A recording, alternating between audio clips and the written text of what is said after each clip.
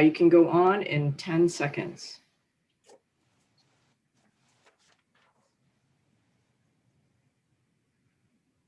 Five, four, three, two, one. Over to you, Shomik. Good morning and good day to all our colleagues from Urban Land and DRM who are joining the session. This session is about the future of cities, and it responds to many of you who think about having a crystal ball to tell your clients about the big things they need to prepare for over the next 5 to 10 years. My name is Shomik Lal. I'm the global lead for Territorial Development Solutions, and I do not have that crystal ball. But what we have this morning is something as close to a crystal ball as we're going to get. Our team here, led by Mark and Mega, have put together an incredibly distinguished panel of World Bank, of academic and practice leaders who will spell out very carefully what emerging technologies in robotics, as well as remote working, means for the lives and businesses of city dwellers, especially in the countries we work in. Our panelists are going to look at future city development from the perspectives of living and working in the informal sector, from managing a large developing country city, from operationalizing new technologies and rising social and spatial inequalities. So our session is organized in two parts. We have a keynote talk on the future of cities, followed by a panel discussion. I really encourage all of you to submit your comments online on the chat box in front of you on Zoom, and Mark and Mega will be monitoring the conversation. I'd also request all of you, while you're not speaking, to remain muted. So let me start by welcoming our Regional Vice President for Latin America and the Caribbean, Carlos Felipe Jaramillo, to provide opening remarks. Over to you, Carlos Felipe. Thank you very much, Shomik. Thank you for this invitation. I'm delighted to be here to talk to you. You're going to discuss today this issue of the future of work and the relationship with cities. And I think this is a great choice of a big topic, for at least for me in Latin America, where 80% plus of the people live in cities. And our future is definitely urban. And the future of work and all these disruptive technologies and what's going on is very important to us as we live through this pandemic. We know that COVID has led to an acceleration of this remote working, and by the way, improvement on traffic. So there's some pros, there's some cons. But let me reflect on three big important topics, important questions in my mind that are the kind that have come up in the discussions I've had with clients over the last few months on this issue. So the first one is about the possibilities that can be opened with new disruptive technologies. And the point here is that for us in Latin America, as a region that has seen lackluster productivity growth for decades, we are a bit of a laggard. These technologies, artificial intelligence, machine learning, 3D printing, remote working, all of these sounds potentially very exciting, maybe potentially game changers. It sounds like the basis for maybe new business processes, new businesses that can leapfrog and can grow.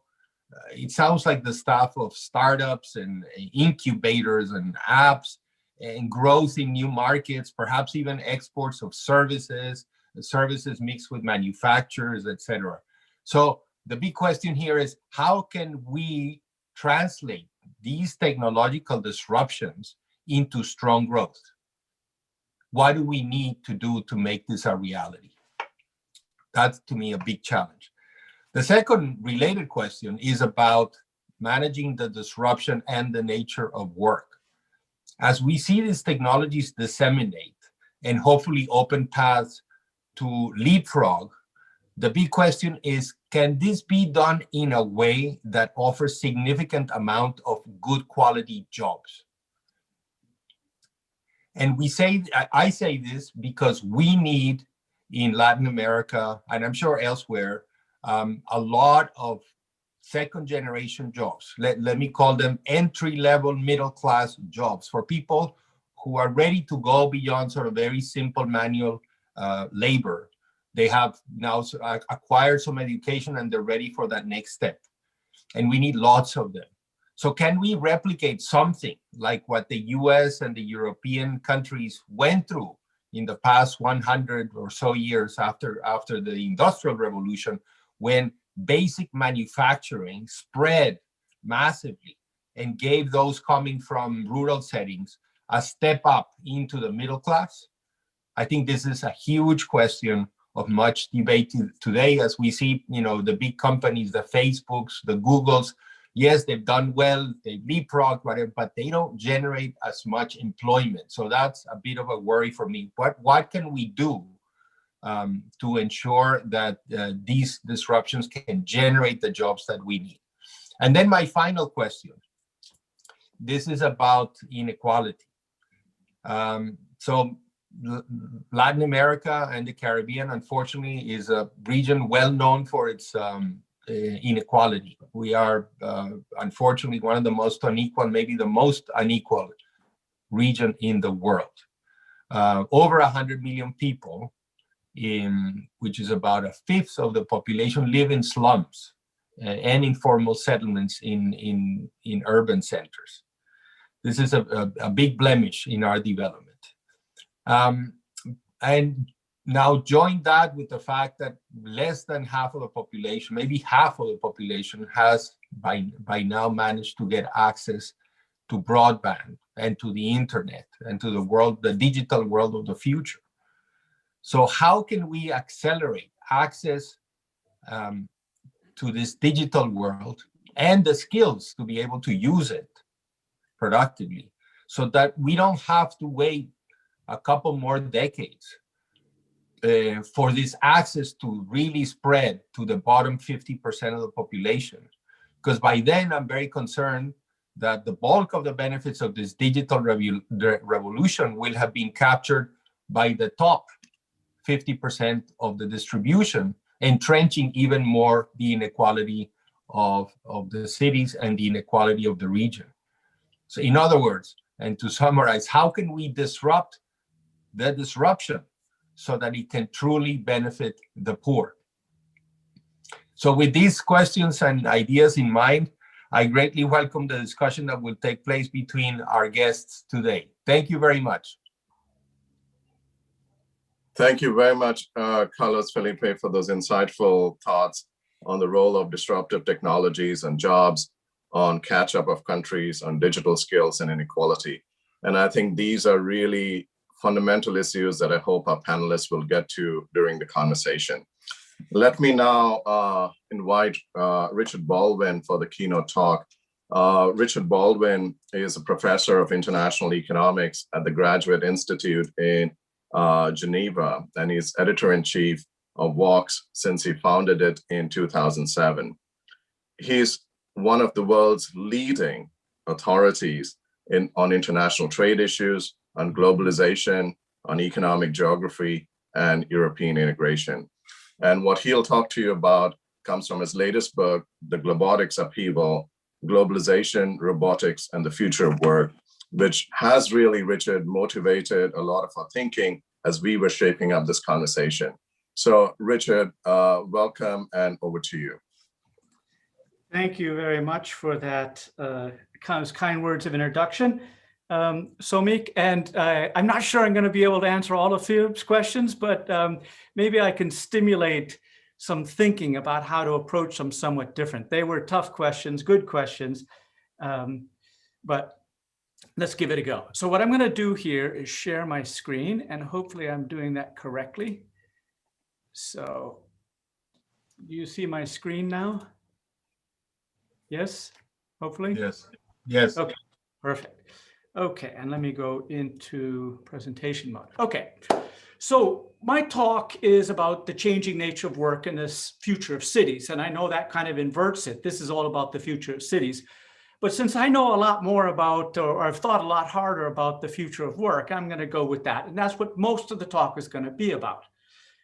I'm going to suggest that the nature of work will change in a way that you, who know a lot about cities, will be able to interpret implications for the urban landscape.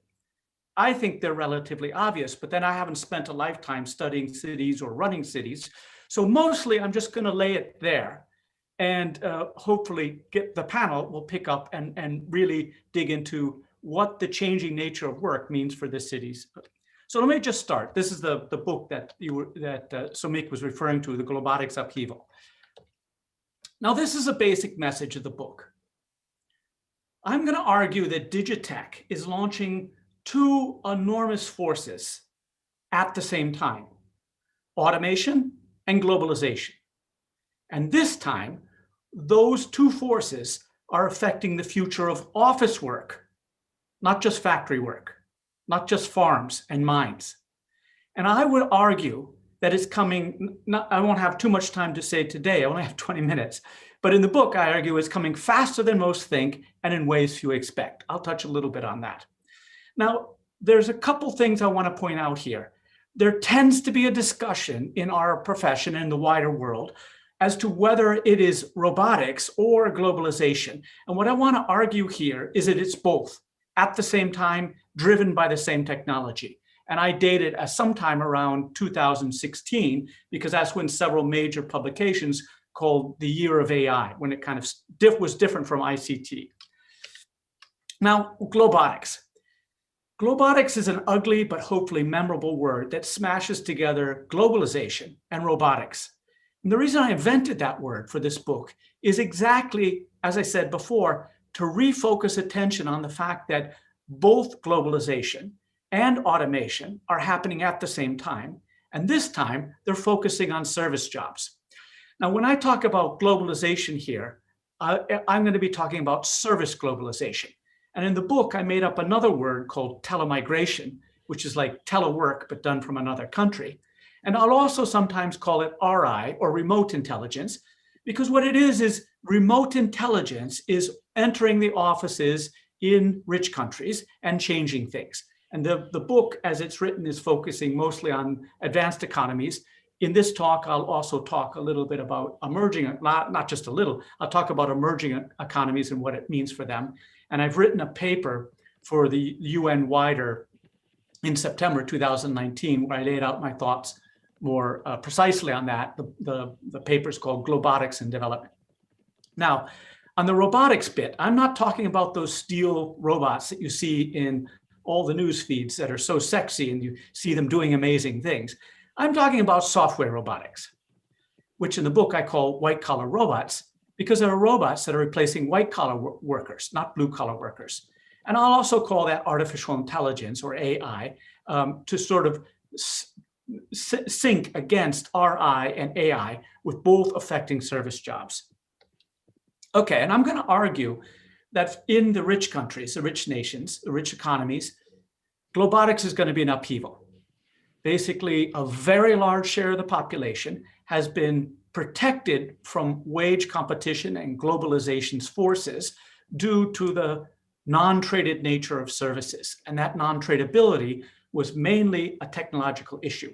And digital technology is changing that reality and opening it up to competition that most of the people have never seen before. In the United States, for example, about over 80% of the people work in service sectors, and many, many of those jobs are in principle teleworkable, and the ones that are teleworkable are in principle telemigratable, although it's more complicated than that. Now, on the emerging, developing country side, globotics is uplifting because the competitiveness, and I'll argue this more at length, the competitiveness of many developing countries is based on quality-adjusted, low-cost labor. And up till now, since globalization has mainly been about goods, the labor had to go into factories or farms, produce goods. The goods were put on boats and sent into other markets. What this is doing with telemigration is allowing a direct export of the source of comparative advantage of emerging markets. And it's much less tied to geography. So I will predict that the emerging market miracle will continue and grow and spread geographically. And finally, countries in Africa and South America will be able to participate in the emerging market miracle, even if they don't have commodities to export, or in addition to their commodities to export.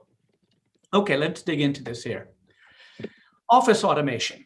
So in office automation, there's white collar robots at the low end. And one of the major aspects of this is called robotic process automation, or RPA. And if you've never heard of RPA, look it up. It's something that's coming very quickly into advanced economy offices, but it's at a very low level. So frequently it's below the radar screen. People can do it at a department level. And what it's doing is replacing workers who are involved in what you might call assembly line knowledge work, moving data between systems, entering things like that, managing relatively repeated but manual task. And that is replacing the relatively low end of office jobs, or it's threatening to automate low-end tasks in a relatively low-end task. I mean, these are all white-collar workers, but relatively low-end tasks in offices in the advanced economies.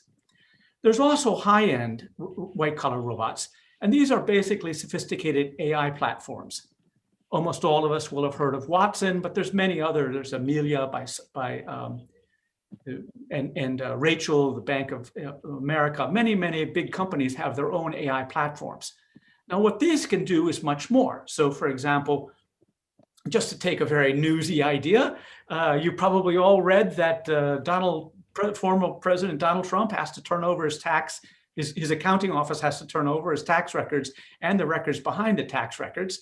And if you read closely enough, you'll see that the New York Attorney General is hiring a firm who's going to enter all of that into a great big computer system, an AI system, which will then digest it and make it easy for humans to see what's going on in these millions and millions of records. They look for subtle patterns. And it goes on in law. There's many newspapers use AI to write routine stories like stock markets or sports scores.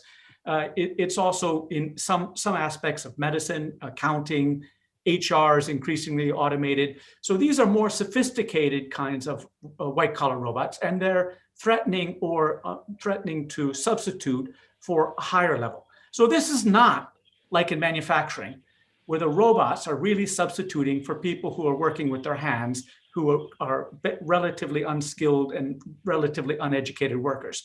This is both. There's a low end and there's a high end.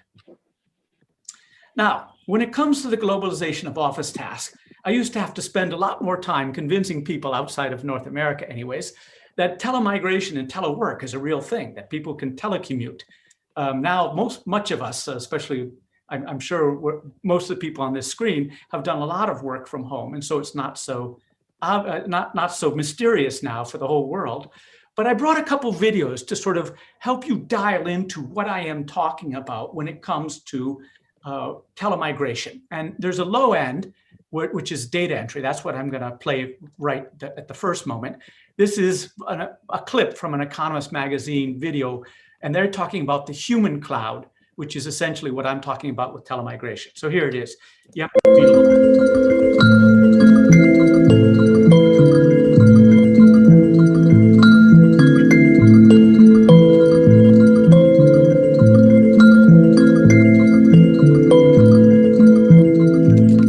A person living here in Kibera, how would I have gotten a job for a person in America?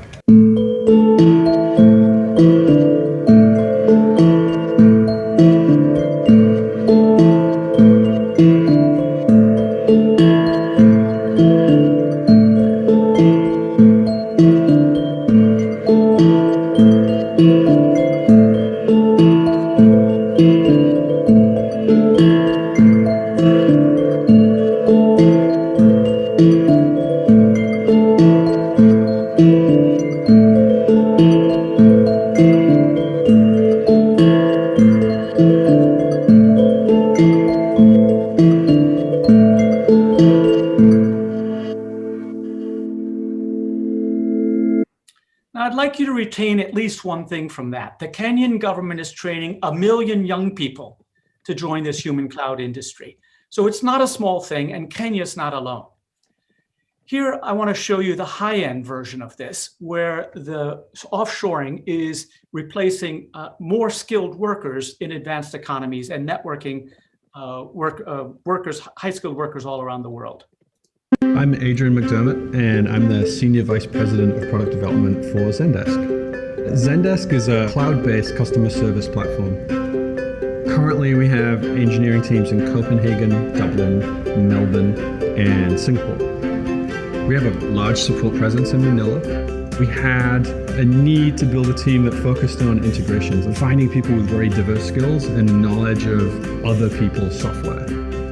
The market in the Philippines in terms of developers is basically owned by Upwork. Everyone is either on Upwork or Upwork curious. It was clear to So I'd like you to retain that word Upwork. That's one of the online freelancing platforms, which is one of the vehicles through which telemigration is happening. In many other settings, it's things like call centers or shared service centers where a particular company sets up an office building to do various things in Buenos Aires, for example, or Bogota. So it's coming in different ways, but one of the most obvious ones that many people see are these freelancing platforms. There we go. Now, how will it come? I've often accused of being alarmist to say that this digital technology is going to change so much so fast. And therefore, I think it's important to realize that this transformation will be different than the transformations we had before. When we went from farms to factories, whole villages emptied out. There was quite macro changes. And when we went from factories to offices, there was also macro changes. Industries closed down, factories closed down. It was traumatic for the people in the small communities where the factories were. This one won't be like that. This one will be like the iPhone infiltration. Now, if you go back just a few years ago, say 12 years ago, this thing, the smartphone, could only do three things. One, it was a music player and a really great music player. Two, it was a mediocre phone with a very short battery life. And three, it was a web browser, which wasn't much use because you needed Wi-Fi and there wasn't much Wi-Fi. But one innovation at a time, these devices started invading our lives. They started to become our newspaper, our social media, our ticket agent. They engaged us with cities in ways that were never possible before. And one step at a time, they changed our communities. They changed the way we relate with our workplace. They changed the way we work with our physical space. But here's the thing. Nobody decided to let that happen. It just happened. And in fact, for a long time, people didn't even realize how important that change was. And the reason is because it was billions of seemingly small, seeming unrelated choices to switch one task from the real world onto your smartphone. And I believe Globotics will come into rich country offices in the same way. It won't be shutting down a whole building and moving the whole thing off to Manila. It'll be one task at a time. People won't even realize it's happening. But when we look back in 5 or 10 years, we'll go, how did we get along without them? So this brings me to the future of work. And first of all, the good news is new jobs will appear as they did before. I'm an optimist. I think that's true. When we went from farms to factories, we had no idea what the new jobs would be because we didn't know what industries the factories would be working in, but the factories did appear, the jobs did appear. And when we moved from factories to offices, again, we had no idea what would be the names of our jobs in all these new services that we were producing, but they did. And in the third transformation, we're going to go from service jobs to sheltered service jobs, sheltered in a very particular way, which I'm going to explain just right now. The future jobs, we can't know what their names are, but we can guess what they'll be like. They'll be sheltered. Use a process of elimination to think about the future of work. Globots will do what they can because they're going to be so cheap, whether they're offshored telemigrants or whether our office automation software. We will do what Globots can't. So to think about the future of work, we have to think about what Globots can't do, not what they can do. Now, I will argue that AI, Sorry, somebody's not on mute. So just- Folks, I'd like you to please mute when Richard's speaking. Salam, could you take a look? Thanks. So why can't AI do human? The reason is because machine learning is the jet engine that's driving this, but big data is the jet fuel. And which tasks can't be captured with structured data are the most human of tasks. A structured data is where the question is clear and the outcome is clear. And many of the most human things you do apply ethics, curiosity, innovation, dealing with unknown situations, managing emotional relationships with large groups of people, motivating people. Those things you can't get a structured data set, so AI will not replace them, or at least not very soon. Well, what can't RI do? Now, these are real humans and they have all the skills, all the tasks you would need. The only thing they can't do is be in the same room. And there are some tasks in the service value chain that require people to be together, or at least it's much, much easier when they are together. So the long run future of work is our jobs will be more human and more local, because all the other tasks will have either been automated by software robots or outsourced to telemigrants. And we'll have a richer, more generous society because we're more productive. I'm an optimist, I told you that, if we manage the transition. So let me just quickly go now to the implications for developing, for emerging markets, emerging economies. I'm going to call this the global uplifting. Now, the simple truth of globalization is it means more competition for a nation's least competitive citizens and firms, and more opportunities for the nation's most competitive citizens and firms. And when it comes to the rich countries, the people who have had the biggest protection, which is the office workers, their salaries are often 10 or 20 times higher than those in emerging markets. So they're going to face more competition. In the emerging markets, for instance, I've been doing some work in Colombia, the average wage in the teleworkable industries is $2.20 an hour, which is 1/10 or 1/15 what it is in the United States. So opening up the service sector in the advanced economies is more opportunity in the developing countries. So here's how to think about it. Telemigrants will allow emerging markets to export their comparative advantage directly. So if you look here, the emerging markets' competitive advantage is based on low-cost labor, adjusted for quality and productivity and things. And before, in the old globalization, they had to go into factories or farms, produce goods, and then export the goods. They exploit their comparative advantage through the veil of physical goods. With telemigration, they will be able to export that directly. And that's important because it's much easier. There's much less cluster, agglomeration, fewer bottlenecks, fewer difficulties, and also there's almost no trade barriers to that kind of direct telemigration of tasks that aren't directly consumer facing. Okay, in my last 1 minute, I'm going to talk about the future of cities. So I want to show you a map. So this is auto factories in and around Bangkok over here on the left. And you can see the factories aren't, a million miles from Bangkok. And these aren't necessarily all factories. I just typed in auto factories into Google Maps, and this is what it came up with. But a lot of them are outside the cities, and normally factories tend to be closer to ports and railway things than cities. Over here is where the call centers are. And you'll notice that the relationship between that economic activity and cities is very different than it is for manufacturing. And if I look at other couple cities, Costa Rica is one of the great success stories of exporting services. And you'll see the call centers are all straight in the capital city, San Jose, if I get that right. In the Philippines, the call centers are spread either in Manila or some of the secondary cities of BPO and KPO. And in Colombia, it tends to be spread around to Bogota and some of the other cities that have relatively skilled workforces.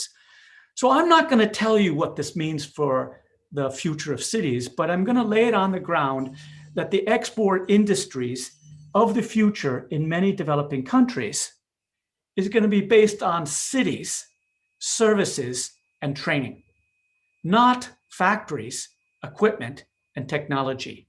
And so I think we need a different mindset when it comes to the development journeys. I think we have to think India, not China. We have to think about Philippines, not Thailand. Not because there's anything wrong with the Philippines or China, they're wonderful places, but they got to do that manufacturing thing in a very special moment in a time with very particular geographic features, which almost were never shared in Africa or South America. Whereas this kind of service exports, I believe, will touch a much wider range. And I think time zones will be important. So for example, South America will be adapt for providing services to North America. So I'll end right there with a picture of my Globotics upheaval. And thank you for listening. Sorry, I think I may have gone over a minute or two, but thank you very much for listening. Looking forward to your comments. Thank you very much, Richard, for those really insightful views. And I think a big takeaway from your talk for folks in this room is the role of cities combined with services and skills, or training, as you call it. So we'll come there. Already several questions that people would like to ask, but I'm going to put that towards the end of the panel discussion. So let me now ask our panelists to join our conversation and turn on their videos. Let me briefly introduce the panelists before we go to the questions and the discussion. First, let me introduce Jenny Schutz, who is a senior fellow at the Metropolitan Policy Program at Brookings. She is an expert in urban economics and housing policy. She's been doing a lot of work on housing affordability. She is working on land use regulations, on housing prices, urban amenities, and neighborhood change. And also for those who follow Twitter, Jenny's very prolific on Twitter as well. And I'm a big follower. Parks Tao is the member of the Executive Council responsible for the Department of Economic Development, Environment, Agriculture, and Rural Development in the Gauteng provincial government. Welcome, Parks Tao. Previously in 2011, Parks Tao was elected as executive mayor of Johannesburg. Welcome. Mary Holver-Dreimer is a senior economic advisor in the Finance, Competitiveness, and Innovation Global Practice of the World Bank Group, and she oversees the analytic agenda on issues of private sector development, technology, and productivity. Mary has an incredibly uber cool book out that she's going to be talking about. Welcome, Mary. And Sheila Patel, welcome, Sheila, is the founder director of the Society for Promotion of Area Resource Centers, known as SPARC, an NGO that has really been working for the past 30 years to support community organizations that work for the urban poor. She is one of the founders of Slum Dwellers International, an international social movement of the urban poor, and she has been chairing their board. Much of Sheila's work has focused on making sure that issues of urban poverty, housing, and infrastructure are on the radar of governments and international agencies, and really keeping us honest. Thank you, Sheila, for joining the panel. So my first set of questions are to the panelists, more reflections on the presentation that Richard gave, and questions about global trends relating to the future of work and the opportunities and challenges they see for inclusive urbanization. So I'm going to start the conversation with Sheila. And Sheila, we have heard a lot about these global trends in remote working and machine learning, and you saw in Richard's presentation the kind of rise of the tele-migrant. So you have been doing a lot of work with the informal sector. So what do you think in terms of the trends of the nature of work for informal sector workers, especially who work and live in the slum communities that SDI represent? And do you think that technology is changing the nature of work for these communities? Thanks, Soumik. I really enjoyed the keynote speech, both of Richard and of Carlos. I think they're very good food for thought. But I don't think that the way in which the global economic order is functioning right now, that all these wonderful possibilities are not even touching the tip of the slum environment. And I'll tell you, and I'd made a bunch of slides which you can just put into the chat box. You don't even have to put it here. But I think the most sobering thing for us to think about right now is the Oxfam report on the poverty virus. It's basically talking about a global economic order in which few billionaires have more money than the GDP of many countries, and that 70% of people living at country levels have the same wealth as, say, 7% of these billionaires. So the issue is not whether this technology is great or not. The issue is, what is it going to be applied to produce? Because what it's doing right now is producing enormous wealth for few people who can apply this technology in a very smart and fabulous way. And it doesn't even have to reach even 30% of the world's population. It's good enough. So the issue here for discussion should be that when we are talking about an urbanized planet, and you're talking about projections that are showing that internal displacement, wars, bigotry, a lot of these kind of things, and climate crisis are going to push people into cities. There's no question that the aspirational aspect of owning a smartphone is now universal across informal settlements and everything. But the question is, what's it going to do for them? This young person in Kibera is everybody's dream, but you go to Kibera, you won't find so many people like that. And the problem with our global discussions is you find one sweet, terrific solution and you globalize its potential. And you forget the politics and the economics and the systems that don't allow that. So that's one thing. The second very important thing is that when you talk about connectivity, you look at the global map and you look at the levels of connectivity that is accessible to people at what cost. Now you have wars, like in India, you have Jio giving everybody, it's like giving everybody testosterone, so you can just use as much internet as you can, but then you're so hooked onto it that the challenges are that you spend more money on buying time when it gets really paid for the value it is than the rest of your work. So my concern is that the present opportunities are, and a lot of what Richard says is of getting excited about jobs coming to the south from the north. I mean, these are the things that are hindering globalization, because the globalization process is not just. It's always at the cost of something else. And therefore, institutions like yours are also getting sucked into that economic process. You talk about the smart cities movement around the world. It's all about digitalizing districts to make them attractive for international investments. Yet, nobody's talking about what the poor are doing. Like in this COVID crisis, one of the things I'm talking to everybody is, and I'd like the bank to tell me whether they do it, you every year put out what the diaspora brings to southern countries, and in places like India and others, they bring more money than foreign direct investment.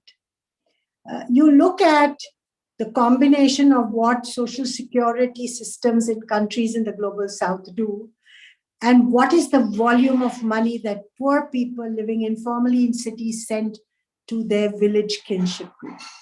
In India, it is 5 to 6 times, even whatever modestly we've calculated, to that amazing NRGA. So what I'm trying to say is that the most important contribution of digitalization has to be how inclusive the information gathering is, and for you to look at the implications of an impact, of what it's going to do. And the last thing I want to say is, I have begun to read a lot about the algorithms that go behind artificial intelligence. And they have huge biases, and those biases are coming out both in the North and in the South.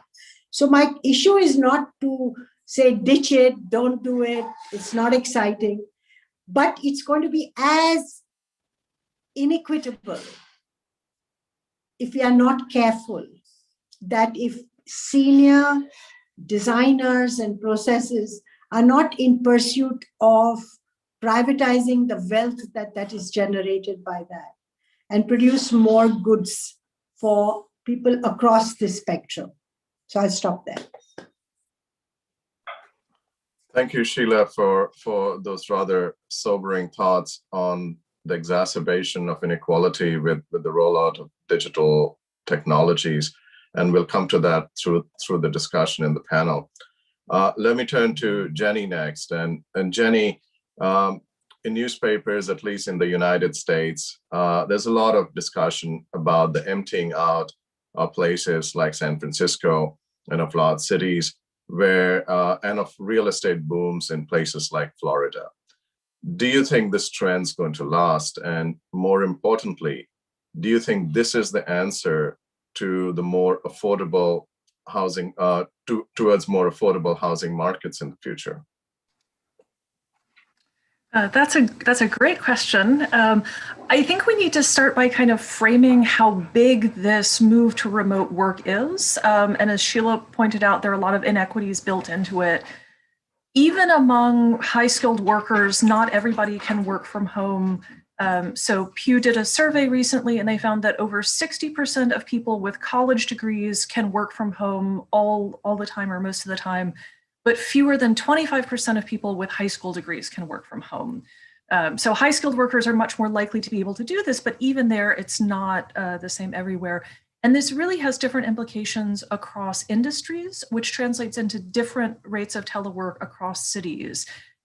So for instance, if you ask economists, would they like to work from home in their basement and have minimal contact with other human beings permanently? Most of them would say, that's fine, I'm totally happy with that. I live in Washington, D.C. Our industry is dominated by people who work in the government.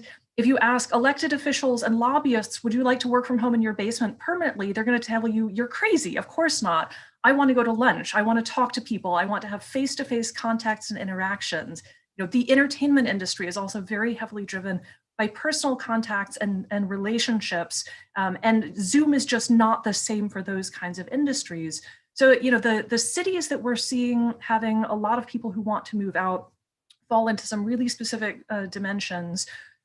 One is like San Francisco and Boston and New York, they tend to have a lot of industries where people can work from home. So tech, finance, that can largely be done remotely.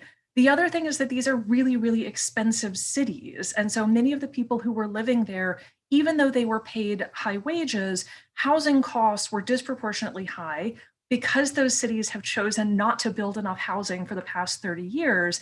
And so the people who lived there were essentially under-consuming housing relative to what they wanted. They were in smaller apartments, they were in poorer quality buildings. Some of them have very, very long commutes. So those are people who weren't happy with their housing consumption before, and this is now given the option to rebalance, to have more space to work remotely. But that's not going to be the case everywhere, right? Many people in the US particularly already have big houses and lots of space, and there's no need to move, even if you're able to do that. It's also really important to remember that cities do more than provide a place for people to work. So they're important in providing these sort of knowledge spillovers and making workers and firms more productive. But they do two other things that are unrelated to work. One is that cities are centers of consumption. So people move to New York, not just for a job, but because they like to go to museums and they like to have theaters around and a diversity of restaurants where you can have a noodle restaurant and you can have a specialized peanut butter restaurant. And you can only do that where there are a lot of people living in close proximity to one another and interacting. People want to be able to go see professional sports, and you need a lot of people to fill up a 50,000 person soccer stadium. So those are still going to be important. And the third function of cities is that there are places for social networks to form. So this is a place where people meet friends. Economists talk about the marriage market. There are a lot of people around who share interests with you, and you can interact with them and form a social network, which is especially important for young people kind of starting off in their early personal life, not just in their professional life.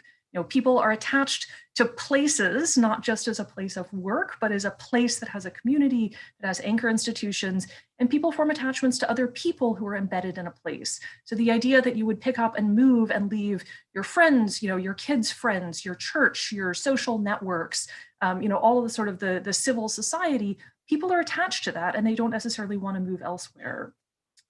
So I hope we can come back in the next round and talk a little bit about some of the public finance implications of high income people having the potential to move out of cities, because I think that is one of the threats that some of the rules get taken away. But I'm 100% bullish on cities. People are still going to want to live with other people in close proximity, and cities offer some advantages that smaller places just will never be able to match. Great, thank you, Jenny. We're going to come back to 3 of the points you raised, especially about the fiscal implications and sort of the extent to which people can work remotely or telework. And also, I see, given your bullish view on cities, your Twitter followers are just going to keep increasing from this group who are connected. And let me turn on this question to Parks Tao, who has had experience running a big city and also working in provincial government.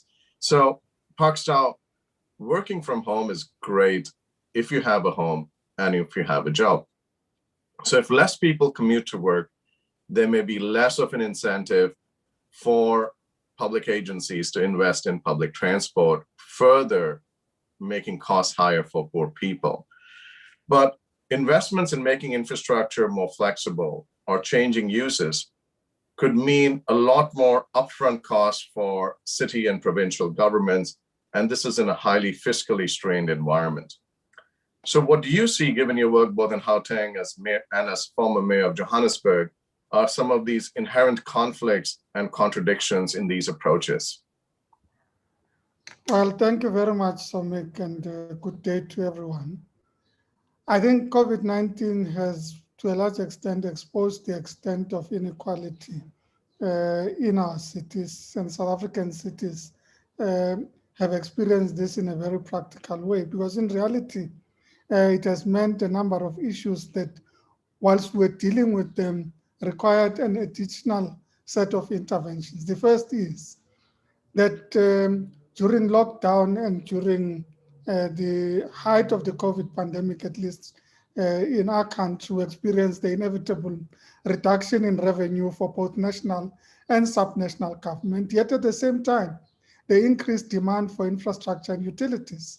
And it's inevitable. People are in lockdown. If they don't have access to water, they don't have access to decent sanitation, they don't have access to electricity, it means that all the interventions that you're making to deal with the pandemic would actually fall flat, to the extent that you can't create environments where people have the requisite utilities accessible to them.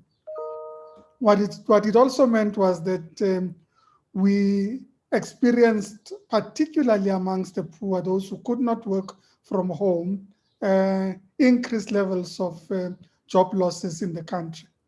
And those job losses have, to a large extent, remained permanent amongst those who are most poor in our country and in our cities. And therefore, they are feeling the greater brunt of the impact of the pandemic on their livelihoods and their lives.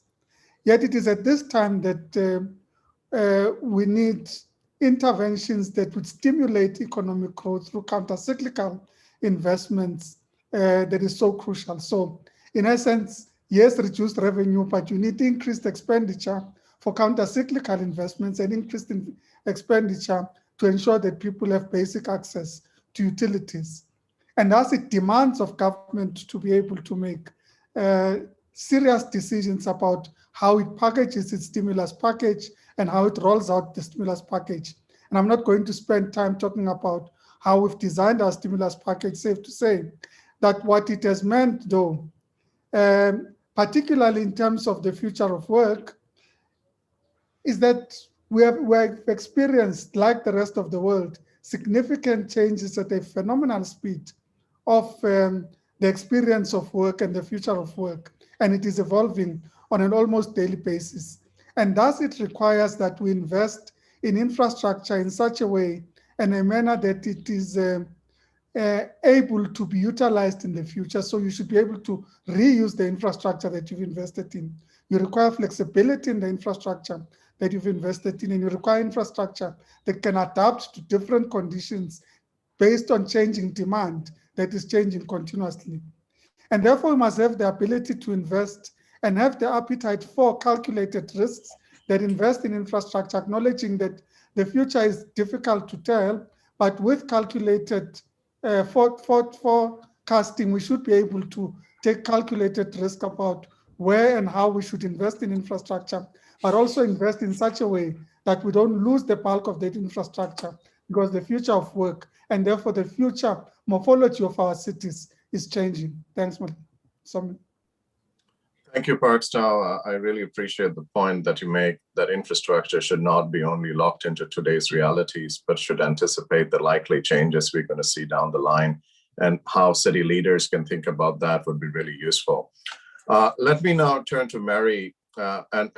Mary, in your recent book, Europe 4.0, Addressing the Digital Dilemma, you make an important distinction between different sorts of technologies: transactional technologies, informational technologies, and operational technologies.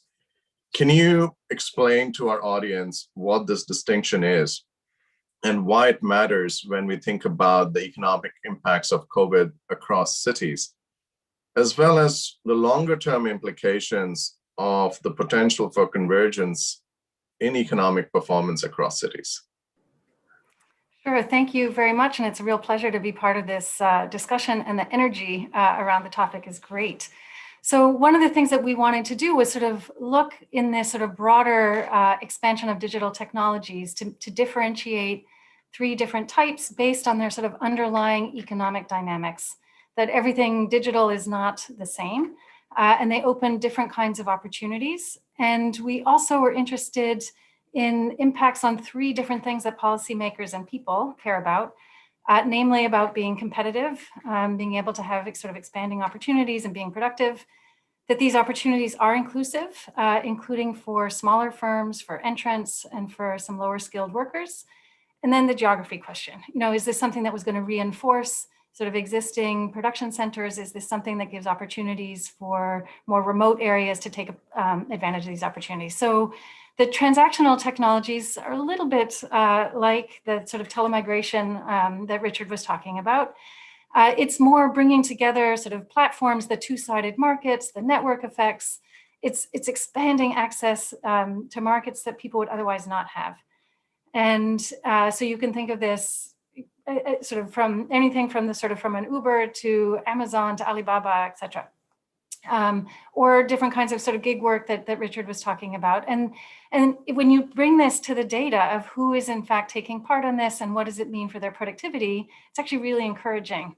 So Sheila, I take your point, there's a distinction between those who are creating the platforms and the users. So we were looking at the users. And for the users, this is helping their productivity. It's helping in particular smaller firms, and in particular helping firms in outside major cities. So it is something that is offering expanded opportunities and opportunities for more sort of convergence. In that sense, geography matters a little bit less. So the story there is quite encouraging.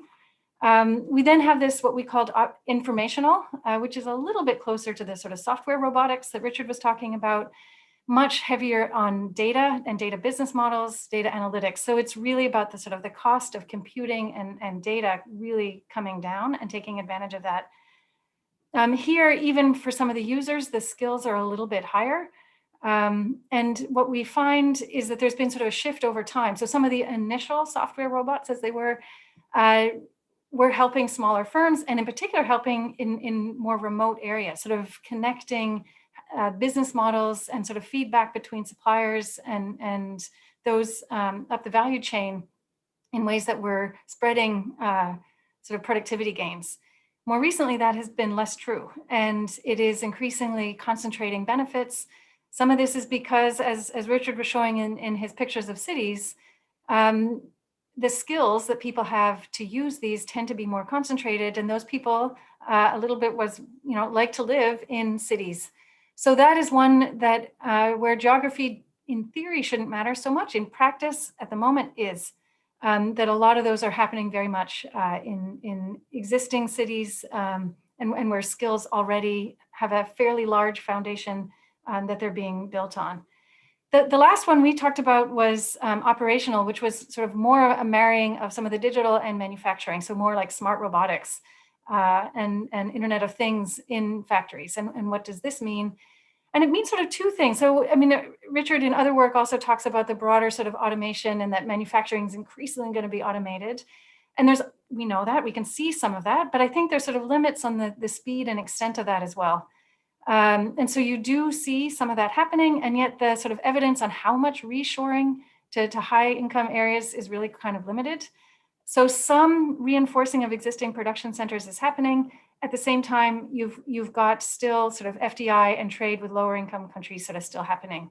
So I don't think that there's sort of one sort of economic trend on a lot of this.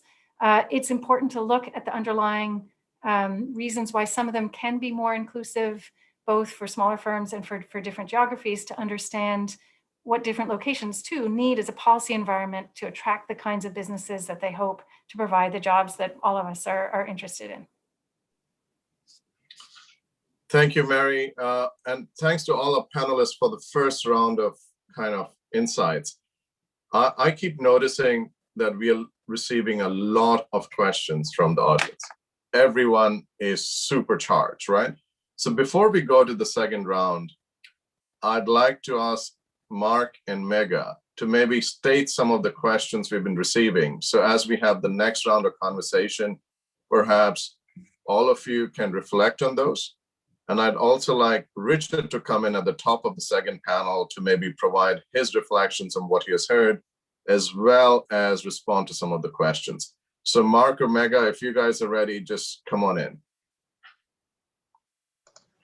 Okay, let me maybe summarize 3 sets of questions. So the first question is really about tasks and skills. Tasks need skills and skills are in cities. Will this be more concentration in the city, exacerbating spatial inequality? And what does that mean for education and skills development in emerging economies? This question broadly comes from Bekele Debele. He's our program lead in South Africa. There is, I think it's probably aimed at Richard, but Shomik, I leave it to you to decide where to throw the questions and how. There's another question which is linked more about resource-constrained economies. So looking at Africa, what will it take to tackle the challenges of tapping into the revolution that I think Richard has been talking about? Many of the emerging and large cities in Africa, but also in the global south, are resource-constrained, including in terms of human capital.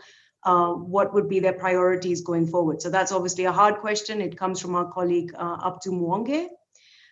There's a question relating to housing and real estate.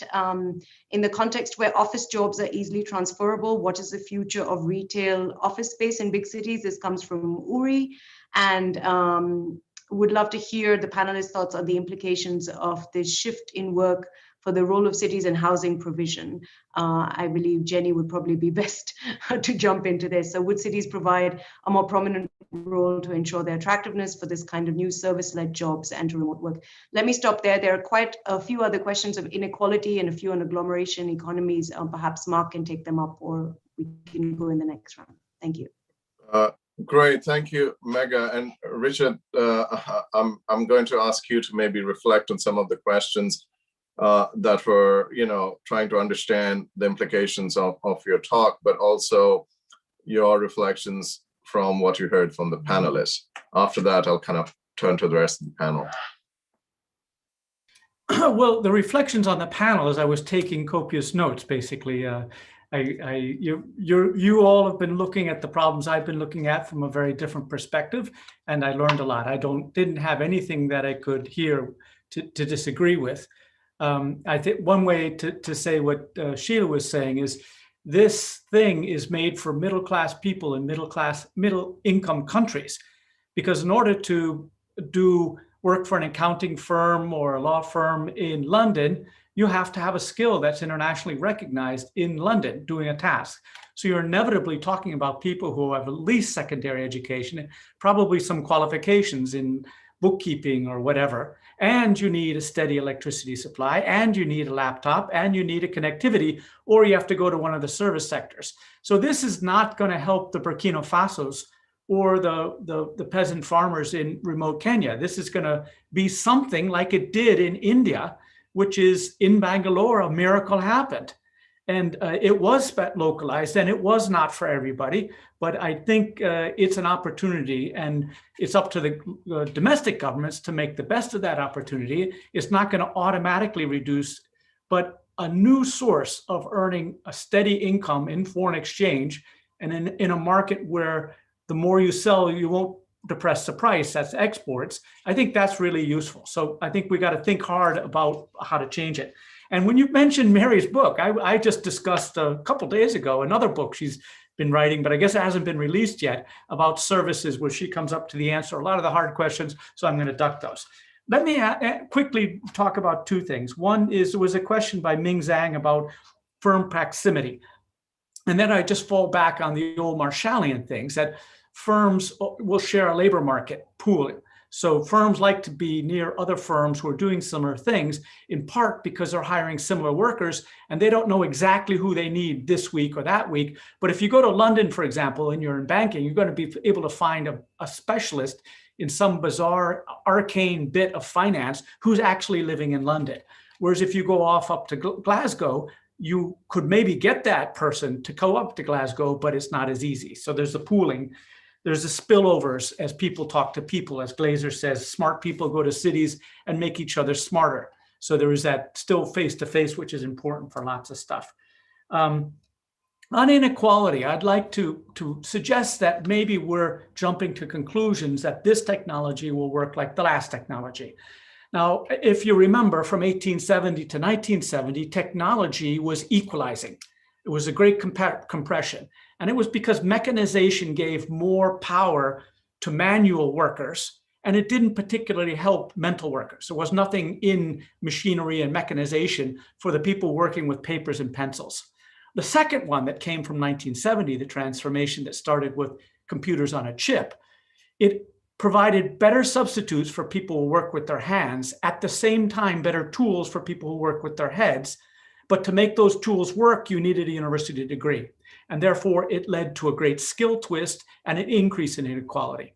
But if you think about what AI is wisdom in a can. It's a competition for 20 years experience, because experience-based pattern recognition sounds a lot like database pattern recognitions. So I believe, moreover, it's dead easy to use. It's so easy to use, most of us don't even know we're using AI in Word and on your smartphone. So unlike the other ones, I think this will empower average people and give more brain power to average people and help the smartest people a little bit. But basically the big change will be average people will act like they have 10 or 20 years experience, because they can use an app that's been trained on data. So I believe that this will be equalizing, especially in the advanced economies, technology, because it's really substituting for experience and knowledge, not manual work like the last one did. So I'll just stop right there. Thank you, Richard. This is an incredibly lively discussion. The chat room is kind of full of questions.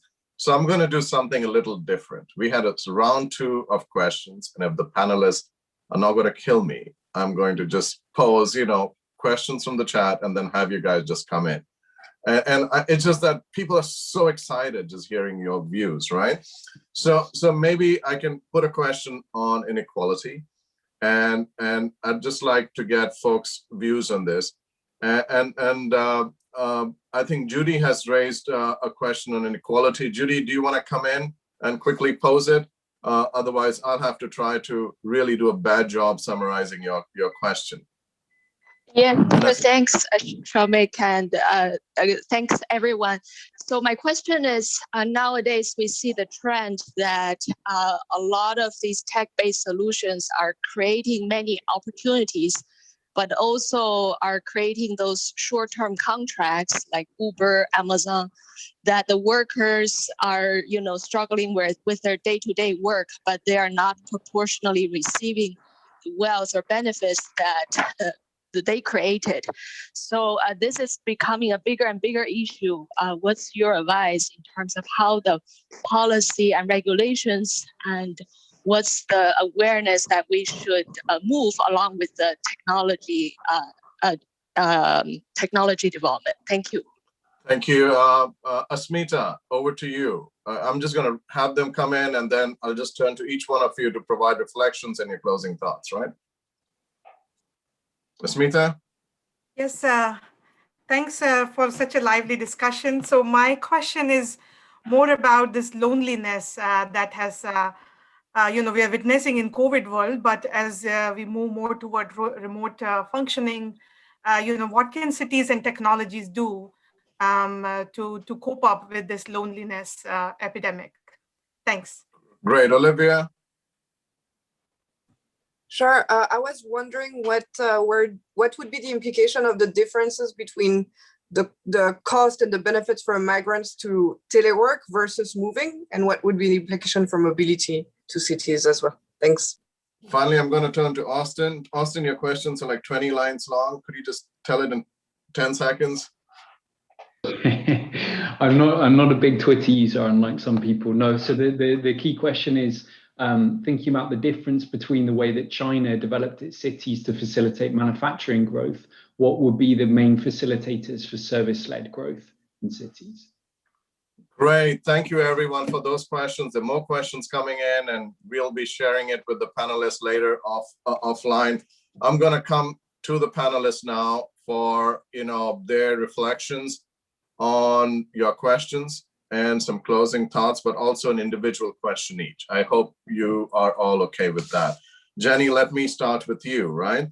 So much of your work talks about saying that more public housing, the supply of public housing, is not the solution to affordability of housing. We need to think about housing markets, about policies, about zoning.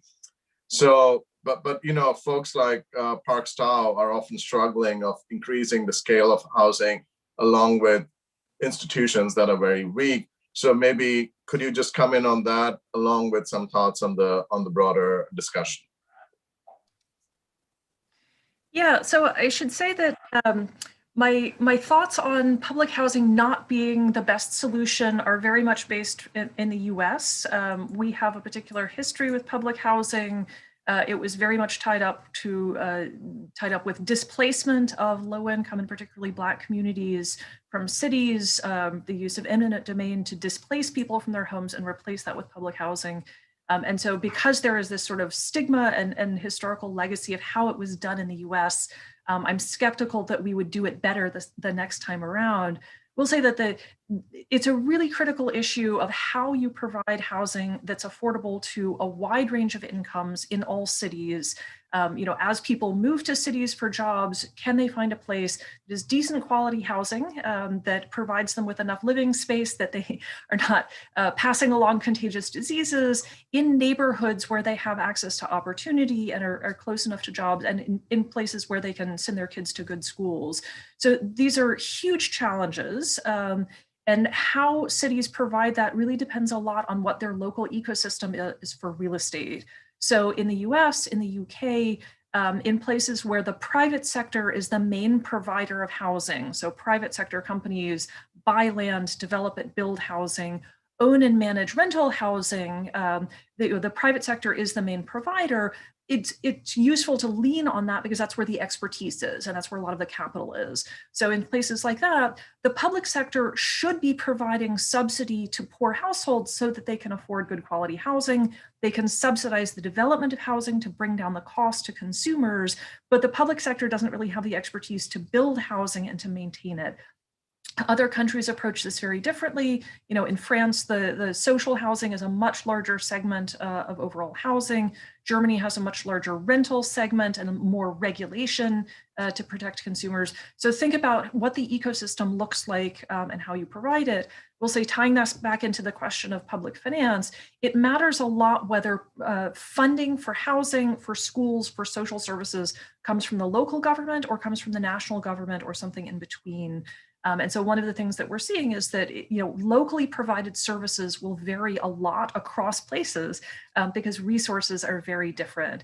You know, my view is that local governments and the public sector more broadly have a really essential role to play in providing a good quality of life for all of their residents, not just for wealthy residents, not just for, you know, sort of highly paid service workers, but for everybody.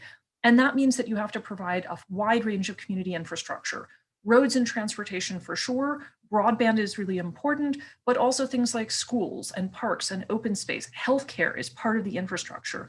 Only the public sector is going to pay for this infrastructure and provide it. That's not going to change. And cities that want to be attractive to people who have a choice of where to live need to provide the social safety net, need to provide good quality infrastructure, and make themselves good places for people to live. Thank you, Jenny. I'm going to turn to Mary now. Mary, in much of your work, you look at the impact of technologies on performance, economic performance through the lens of a firm. So here, given the context of this conversation and hearing what Richard has said, what would you tell a mayor of a city in a declining region who is really trying to embrace new technologies in the workplace to boost competitiveness and catching up? And I'd like you to, you know, spend your 2 minutes kind of also providing some closing thoughts. Excellent. So I think this is a really important question. I think there's certainly opportunities, not just in the big cities, for technology to really make a difference in the job opportunities.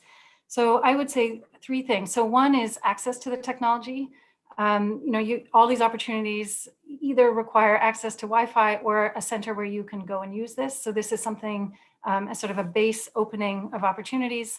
Skills is clearly another, and I absolutely agree with Richard. It's not that, so yes, if you want to be an accountant serving clients in London, you need a different level of skill than some of the sort of telework that he's talking about. And I think there are absolutely opportunities both in the international trade of tasks that aren't that skill intensive, the use of a number of apps that may not have international trade implications that have enormous knowledge embedded in them and can raise the productivity of low-skilled workers. And then I think the last is looking at regulations. And some of this will be national, not just city, but some of them happen still at a city level. Some of the kinds of trade opportunities that Richard's been talking about face enormous regulations, certainly at a service level, not always at a task level.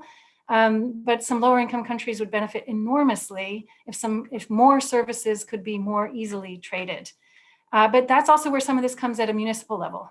Things even like ride sharing or accommodation sharing, which isn't all services. I mean, it is services. It's not all internationally traded, where cities don't allow it to happen. And they're protecting different kinds of interests.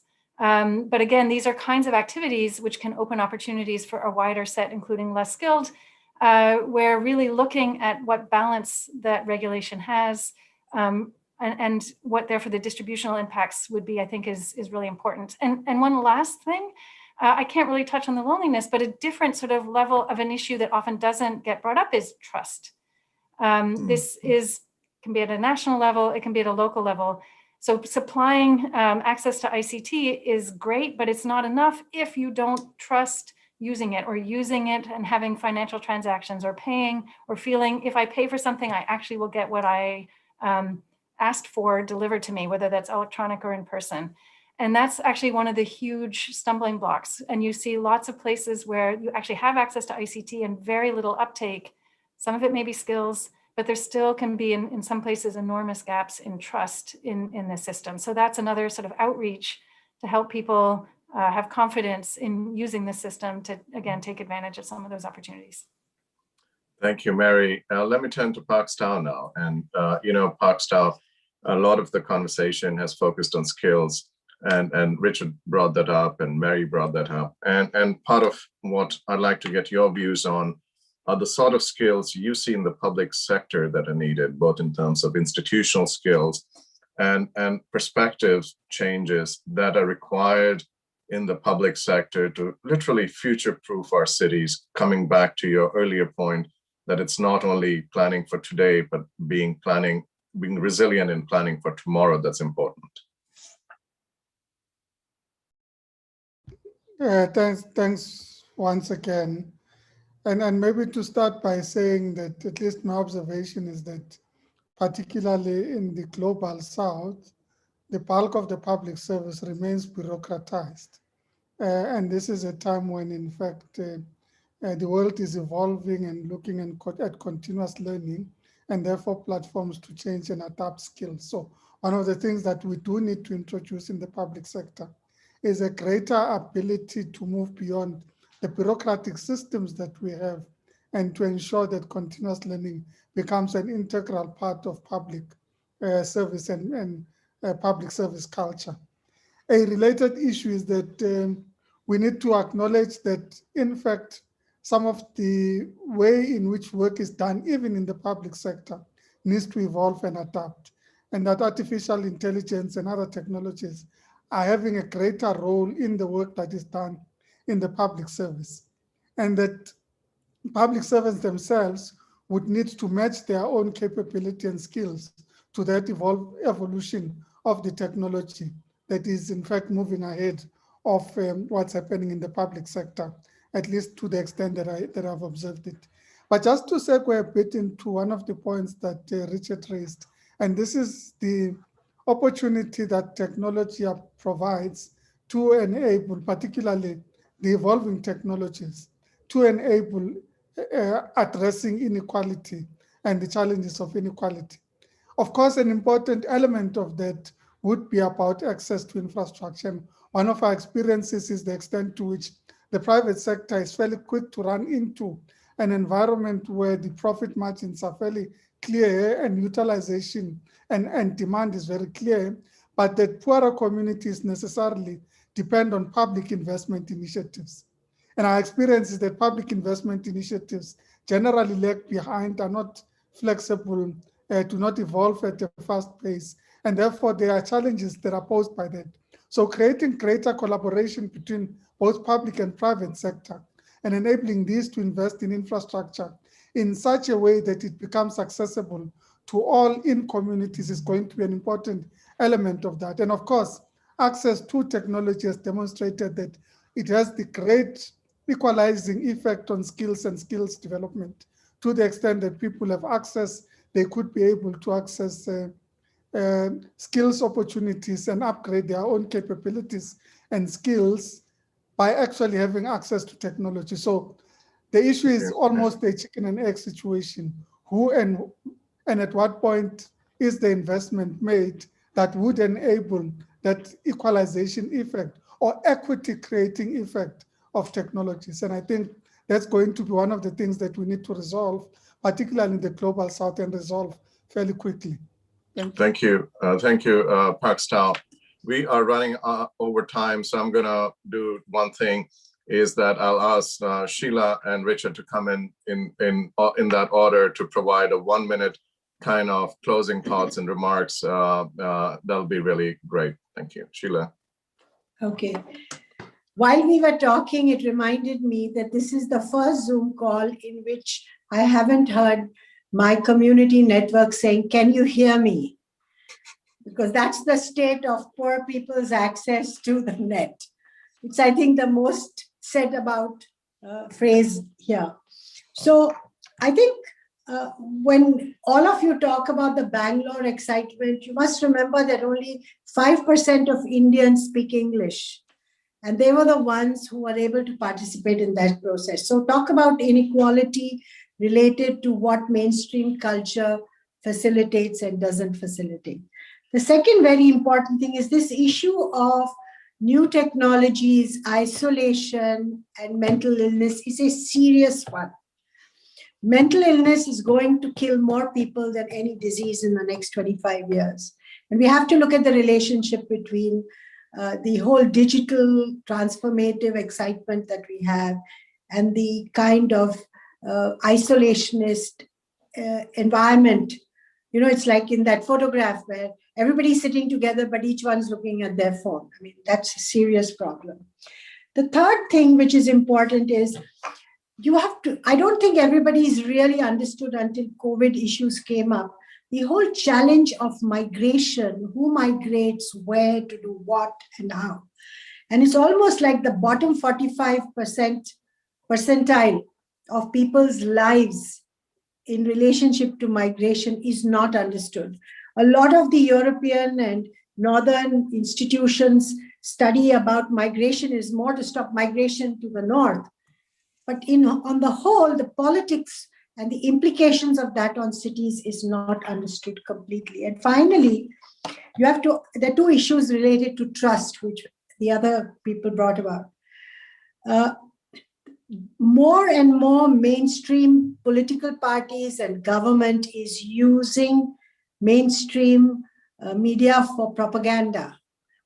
It's also using it to excavate information, to identify people that are against them. So, you know, these are the dark side of the whole culture of net-based communication and dialogue and discussion that are not being discussed at all. And I think that these produce very, very important markers on what's happening. Most of our governments actually turning into nanny states that sit and, you know, and then the sad part is that the conflict between the nanny states and all these global institutions is more for the revenue rather than anything else. And so where is the policy coming in? I'll stop there. Thank you, Sheila. And Richard, you have the last 30 seconds. So I would just like to point out one concern, which I think is important and we didn't dig into, and that is the disintegration of the social contract because of the gig economy, which has an international and domestic. Basically, we developed, especially in advanced economies, protection of workers that was based on having traditional jobs with contracts.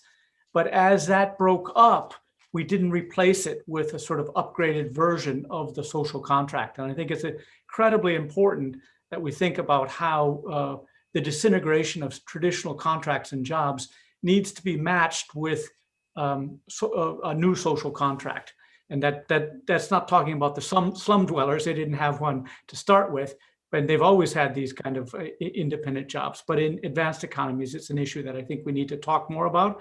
And internationally, there's an issue of labor standards and taxation in telework that hasn't really been tackled sufficiently. So I'll just leave it with questions rather than answers.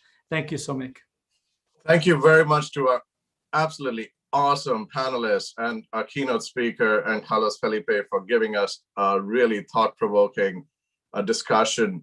I'd like to also have a big thank you to our KM team, Yuna, Salam, Hiwan, and the KM team. Please show yourself on video, and all the folks who joined in, and our YouTube viewers, and to our session organizers, Mark and Mega. Big thank you, and it's been really a pleasure having this conversation with you.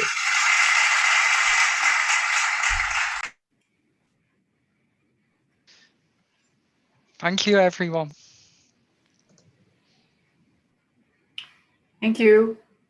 We've just ended the session on future of work, and we'll start in a few minutes on healthy cities. Thank you for connecting.